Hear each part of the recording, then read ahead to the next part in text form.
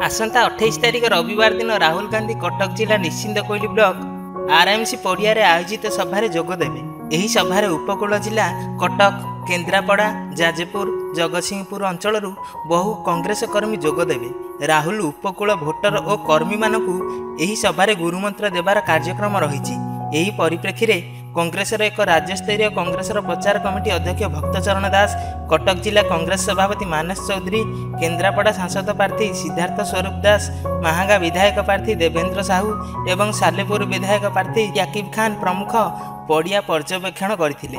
राहुल गांधी का आगमन को नहीं कांग्रेस कर्मी बेस उत्साहित अच्छा। जेहेतु यही सभाटी महांगा निर्वाचन मंडली अनुष्ठित होगाक जाउछि, तेणु महांगा और सालेपुर निर्वाचन मंडली कांग्रेस पई यह एक बहु फलप्रद हेबो बोली जिला कांग्रेस सभापति मानस चौधरी कहते। आमर पूर्वतन एआईसी सभापति सर्वमान्य नेता राहुल गांधी आशा मधुबाबू जन्म जयंती 28 तारीख से ओडिशा प्रचार अभियान कांग्रेस अध्यक्ष श्री राहुल गांधी जी 28 तारीख दिन उत्कल गौरव मधुसूदन दास जयंती दिन तांकरी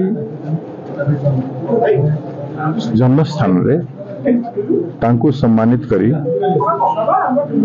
ओडिशा लोकों को वार्ता दे